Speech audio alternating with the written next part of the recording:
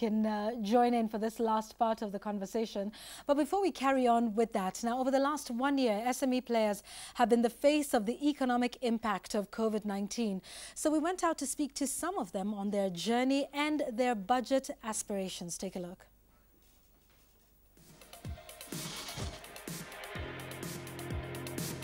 We are Atlantis Life Science Limited. We've been doing animal health, poultry, genetics, and now we ventured into public health products and hygiene due to the pandemic. We saw this as an opportunity we can jump into, so we thought we can utilize our capacities to make sure that we're able to meet the demand which was there by then and which is still ongoing. The pandemic highly affected us in terms of, that's the cost of business basically, because you see airfare went high, we import some things, the same to sea freight, it went high. When our cost of goods goes high, we have to transfer the cost to the consumer. So it's affected some people because they're not able to come on a full week like we used to. And also in terms of the office space, we've had to keep some people home, working from home. So we have to provide for things like internet from there. On the income bit of it, we can say we were sort of lucky because of opening the new line, that is the public health. We were able to boost where the sales for the other lines were going down. Since now everyone knows the sanitizer is a need, the hand wash is a need, we are going to be able to gain at least more market share. In this coming budget reading, I would expect that the government would give us a favorable cost of doing business. That is in terms of reducing taxation, because what's basically killing most of us as business people is the high level of taxation. Business is the way to go. And I would like to say that anyone who is starting, let them have a clear plan of what they want to do.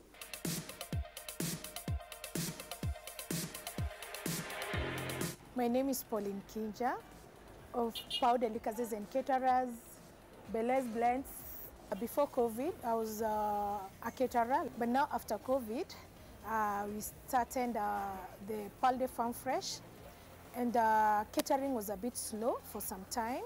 It was like having a slow death because of COVID. So I decided to do something else, which is now Belez Blends. So you're dealing with food, fast food, candy shop, we have candies, we have ice cream, milkshakes, and all that. COVID affected my main hustle because catering was my everything. I had to switch and do something else, touching on what I do basically, which is food. This one I started because of my husband. My husband passed on last year, November. And I needed to keep his memories, I needed to honor him. It's not easy to venture into a new business. You have to be focused, you have to be resilient. And so far so good, in as much as it's speaking slowly. Of course, as a business person, I do want maybe to be given a priority. But I don't think the big people have us in mind. I would really want the government to consider people in business who are trying to pick up their broken pieces. So until people who are really they want to start business, whichever kind of business, doesn't matter what's anything, start now. What a tough year it has been for those in business. And that's why sometimes seeing people, Evans and those that we've seen in that story, then just brings it home. This is not about a policy, this is not about legislation, but you're dealing with actual people. So I think I wanted to start taking a round of closing comments. Let me start here on my extreme left with you, Evanson. What do you hope for the next financial year when Cabinet Secretary Ukuri Yatani will be presenting that statement to Parliament on Thursday? What do you hope to see? What do you not want to see? This is your moment now to speak to them. Like we said, not much good it might do now in terms of changing the policy, but at least to be heard. What do you expect? What are you looking forward to? Thank you, Yvonne. As you've put it, I don't expect that they would be doing a lot of changes, but it is good for us to speak about it so that they can take note. One, I think we would not expect for taxes to be going up. We would like to be given a chance to revive our businesses before a review of the tax rates and before introduction of new taxes.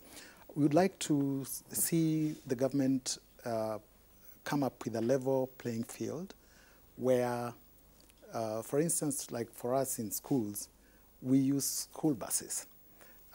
We are taxed at the same rate as somebody who utilizes that asset, that's the bus, to do matatu business from morning to evening. When it comes to advance tax, we pay at the same rate. We expected to pay for transport licensing, which was previously exempt, but now we have to pay just as somebody who is utilizing that asset For commercial. for commercial, Okay. in a commercial whatever use is paying. So we expect that the government will be segregating, the taxpayers such that it is fair on the person or the organization that is paying the tax. We would also expect that they encourage, especially the SMEs, to thrive in business in, say, if I'm employing this number of people, I should be exempt from tax because I'm creating employment and also creating possibilities for government to get more income through tax. For instance, I don't know whether they have ever considered the SMEs who plow back. You know, when I started business, or rather when we started the school, we started small. So encourage people to start more businesses by encouraging them to plow back so that those businesses can grow. And by growing, create more employment, create more tax base, bring into the tax net. Create a bigger tax base, right, so that we have more people being taxed. I would encourage the government to actually also go for the people who are not yet paying tax and rein in on their own employees who go out there to collect the taxes so that they don't get compromised and cover those who are not paying taxes and punish those who are actually willing to pay taxes. I would expect government to create an environment where people are more willing to volunteer to pay taxes. And that is where the education also comes in. I had said earlier that government needs to go out there and educate the public and also give waivers, like for those who have not yet started paying tax. Tell them, we will excuse your ignorance for now, but going forward, especially the ones who are willing to regularize themselves. As you said, you took yourself to the National Industrial Training Authority and said, hi, we're here. Yes. And presenting yourselves. I guess some sort of reward for that makes other taxpayers want to, do the same. Let me hear from you, your final comments, Anthony, and also on, the money that is being offered by your foundation. Which sectors are you focusing on? How does one get access to this? It's not a government fund, correct? Correct. But it is still something that shores up the SME sector. So maybe you could speak a little bit more on the implementation of that and how people can tap into it. Thank you, Yvonne. Yeah, so Equity has partnered with the government and MasterCard Foundation in a program called the Young Africa Works program. And the main goal of this program is to enable creation of 5 million jobs over a period of 5 years, working with MSMEs in the informal sector to give those economic opportunities and jobs, especially for young people in this country. And Equity has committed to provide lending up for 420 billion Kenya shillings in Kenya over the next 5 years, so that we're able to realize that objective. So broadly, Equity is looking at supporting close to 5 million MSMEs, not just with financing, but also with capacity building. We began a program last year that provides training, mentorship, and coaching to help MSMEs navigate through this pandemic, so that we're able to help SMEs preserve jobs. And we did an evaluation last year.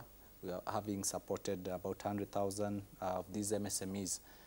We saw actually SMEs create about 4.5 jobs on average each at a time when the majority were losing jobs.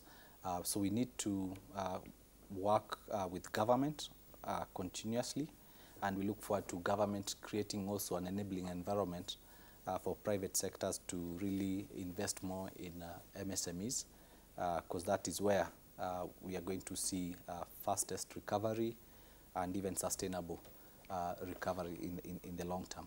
Okay, and you know, it's also beyond just the money, but it's also capacity building. Capacity building, and, right. and we're offering these actually through our branch networks. Okay. We have got close to 200 branches across the country.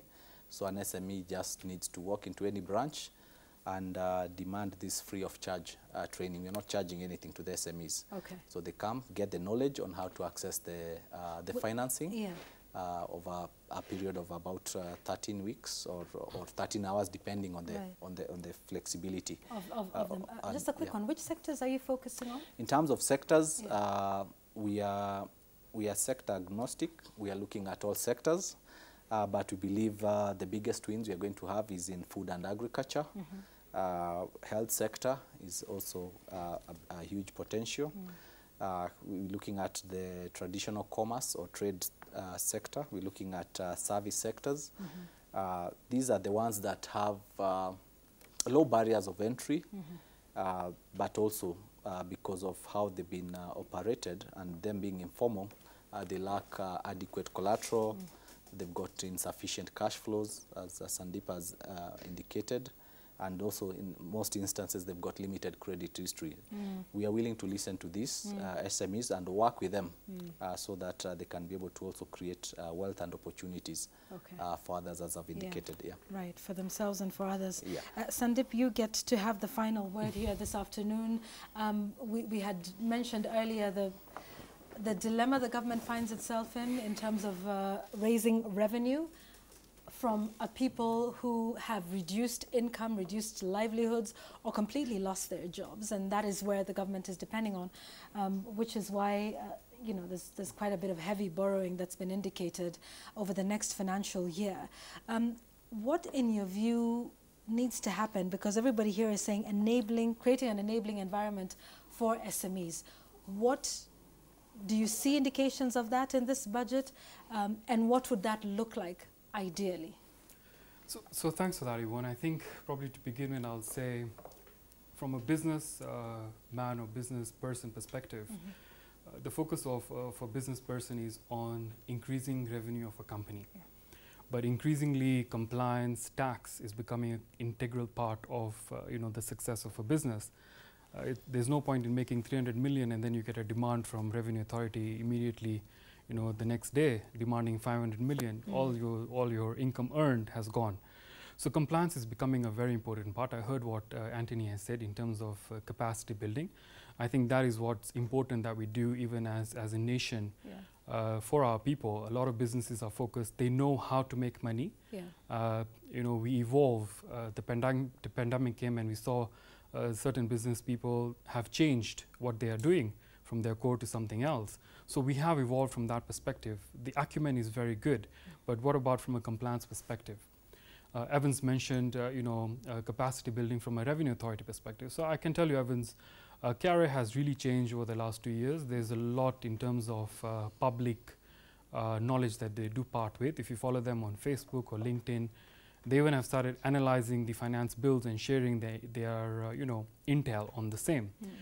In terms of encouraging people, you know, you can get a waiver if you pay the principal. That's done recently through the voluntary tax disclosure program. Yes, yes. And I think the only challenge taxpayers or you know, the common one NGO businesses are facing is if I go to KRA disclosing, you know, 10 million, will they say 10 million is enough and they waive the penalties and interest, or are they going to go back and relook at it? And that's how the other amnesties have actually failed.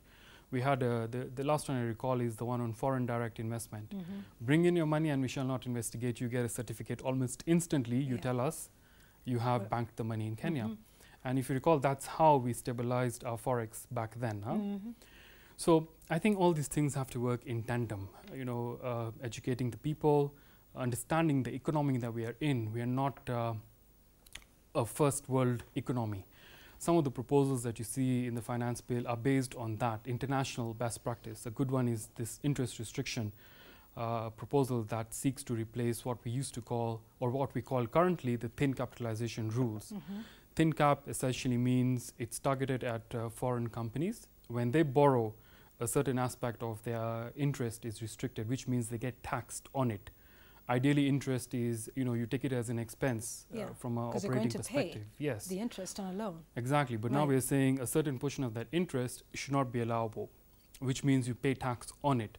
And that's currently the law as it stands. But with the proposal, it opens it up to everyone, including local companies. So Anthony here wants to give loans to SMEs, but he's going to charge an interest. If those SMEs are in losses, that interest that they pay to the financial institutions. To tax? Yes, because they perhaps initially they'll be in a loss position. If you're in a loss position, then automatically you'll not be allowed to take a deduction of that expense, which means you pay tax. So there's no clarity, and I do understand the government's push for revenue, but probably my ask would be, as you look at increasing the revenue, can we also look at areas we can reduce the expenditure? What are the areas that we can say that these expenses are not mandatory, not necessary, let's cut them out, so that we do not then push on that burden to a taxpayer. We talk about the informal sector. I think the government has made great strides in automating a number of processes, from company registration to iTax and whatnot, but we have not yet gotten the people who are trading in billions out there who are not paying tax. The focus really of the government should be there, and I was hoping to see some policies to be put in place on how they intend to net that in. A simple thing would be through the imports and exports that happen at the point, at the port of Mombasa or through air or wherever.